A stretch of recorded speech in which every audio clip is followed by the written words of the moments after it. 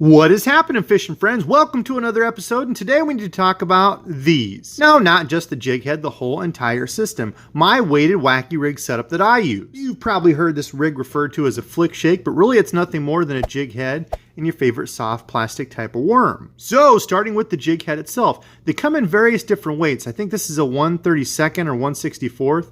They can even go all the way up to 1/8 or 3/16 is this size, I don't remember which, but you can bump up to something heavier like this if you're fishing deeper water. I tend to go with something a little bit smaller and lighter when I'm fishing, 2, 3, 4, 5, 6 foot of water. I always get the hooks, the weighted wacky hooks like this that have the weed guard. Now, it's not much of a weed guard. It does help with a little bit of vegetation, but as long as that little bit's going to help with a little bit of grass and such, I'll go with it. If I get out into open water where there's not really grass or brush, you just take your pliers and snip that off and you've got a weighted wacky hook with no weed guard. Now you also want to pay attention because the different jig heads have different hook sizes. So you can see here this back hook is quite a bit bigger than this front one. Additionally, you can see that the line tie comes at different angles. This back one has a straight up 90-degree line tie, whereas this one in front, the smaller one, has more of a 45-degree. Now, why do I care about the hook size and the line degree? Some people don't really care, but if you want to really get into it, the less room you have here in between your jig head and your actual hook point, once you get that fish pinned, there's going to be less room for it to actually throw that jig head. But on the other hand, when you get a jig head like this that has a lot more room, it's going to be a lot easier to hook up. However, you may lose a few more fish. They come unbuttoned just a little easier. It's completely up to you. I've used both. I honestly prefer the one with just a little bit bigger hook on it. I want to make sure I can get that fish pinned. Once you get him pinned, then you can use your line and rod to fight him back. And some anglers swear by the 45-degree line tie. Remember, your line's up here. You've cast it in. It's falling down. When you pop it up like this line tie is going to pop straight up to you like that, keeping the worm back here. Whereas when you go to something like this with the 90-degree line tie, that jig is actually going to turn up and go this way. Now, to me, this isn't as big of an issue. I look for a 45-degree line tie more when I'm casting and reeling something like a swim bait, because that line is going to be like this, keeping that hook nice and flat as I'm reeling it in. If I have something like this, a jig head, when I'm reeling it in, it's going to turn that up, and then my thing is going to, yeah. But for the wacky rig, I don't think it really matters. Enough about the jig head. Let's talk about the fun stuff, the soft plastics. There's a whole different array of soft plastics you can use. The actual flick shake, I believe Jackal makes that. It's a flick shake worm. And it's more of a worm like this, more of a trick worm style, more of a slender. It doesn't have the bulbous tail, I don't believe, but more of just a slender worm that you set up on there. Looks something like that when you get it set up. But you don't need a fancy flick shake worm to pull off this rig. You can use one of these. Probably everybody watching has one of these or has tried one of these at some point in time, an old stick bait. These, well, yeah, you can see there, work awesome for wacky rigs. You can pull one of these out and use them just as well. They're a proven bait, and I used to use them for quite a while until I found these. A few years back, I got stuck on these things. They worked pretty darn well, but they're kind of thick, and whenever I run my wacky rig, I always use 2 of the O-rings. And I'll tell you why. I know some people aren't a firm believer in it yet, but I use these for a long time. I like the ring fry because instead of a bait like this, a real tiny, slim, slender profile, I felt like I had things nibbling here, and it's just kind of a real thin, tiny profile. So I switched over to one of these guys. Gives it a nice thick profile. The ridges move quite a bit of water, so it gives it a little bit different look. But the thing I didn't like about these was that when you get your handy dandy wacky tool out and try to get it in there, it's tough. You have to really push down and squeeze, and I just kind of got sick of it. So I found these. This has actually been my favorite wacky rig bait for the past couple years.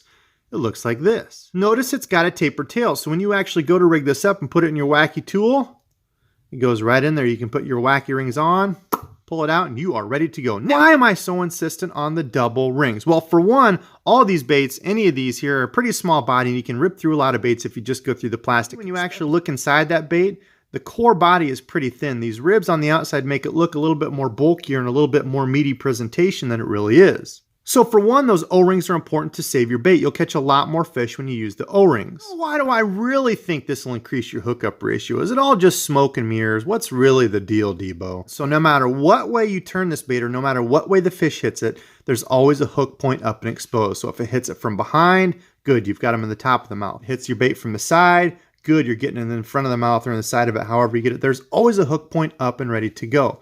Now you'll notice I have the O-rings laying over each other like this. The hook goes right in the middle of that X, keeping the hook perpendicular to your bait. Now I'll show you here, if I back that hook out, like so, And instead of having it go through 2 of those, just go through 1. Notice what it does to that hook. It now makes that hook parallel to your bait. So as that hook's falling, it's in line with your soft plastic. So if a fish hits it this way, notice what it does. It makes everything a flat sandwich. And if there's any sort of room in there, there's an easy way to pull that straight out. Say it's falling this way, it's falling straight down. Instead of it eating it sideways like a sandwich, it hits it like this, perpendicular. Gets it, I feel like when it bunches that up, it's a good way to get that hook point embedded in the lure. So that is why I honestly think having the hook perpendicular to your bait does increase the hookup ratio. Now, if you believe in the other way, just doing it just like this, that's fine. That's the beauty of fishing, is that it's completely confidence-based. If you're more confident in rigging the bait this way and you feel you catch fish and don't lose them, then by all means, keep doing it this way. So I've got an extra little tip for you. I know a lot of people struggle with getting their O-rings to go over an X, and before they even get the hook on, they're taking the 2 O-rings and trying to get them over and make them form an X, and it's not that complicated. So an extra little trick for you is just go inside your first O-ring, just like this. The 2 O-rings are sitting next to each other. Go inside your first O-ring. I'm going to back my hook up just a little bit, turn my bait, and use this point to go under the second O-ring, just like so. And you'll notice when you pull it up, magically, they turn into an X for you. Woo! Science! So now that we've got it all rigged up, I know the big question is why? Why the weighted wacky rig? Why not just go with, a weightless wacky rig stick bait?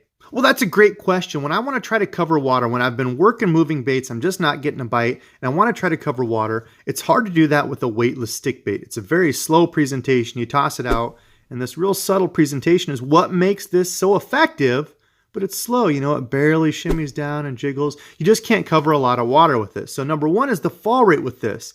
Adding that jig head means you can cover a lot more water with still a good finesse presentation. And that kind of goes hand in hand with that fall rate. Some days they just might not want it this slow. They might not want to watch something just barely trickling down. And depending on the stick bait that you have, some of them fall even slower than others if they have kind of a low salt content. So the difference between a 2-fish day on the weightless stick bait and a 6, 7, 8, 10-fish day on a weighted wacky rig could just be that fall rate. Same thing goes for your Texas rig or jig. A lot of times if they're hitting those strictly on the way down, the rate of fall makes a big difference. Now, not only does that jig head affect the fall rate, but it affects how the bait works. The beauty of this, guy, is that you throw it and it just has a real gentle, shimmery, shaking, gentle action on the way down.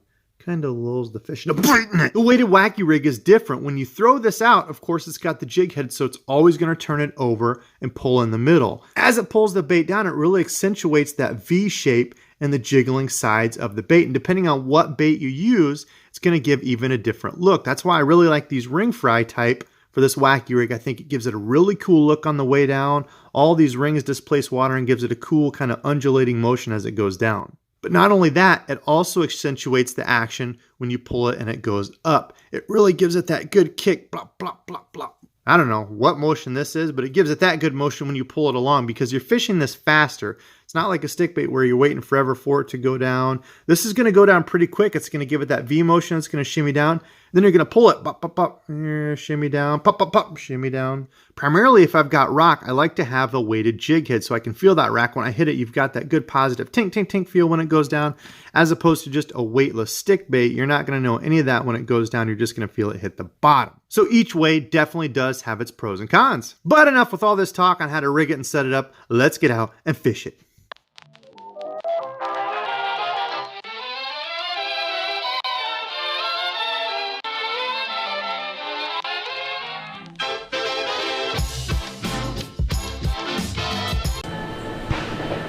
All right, there we go. I will always love you.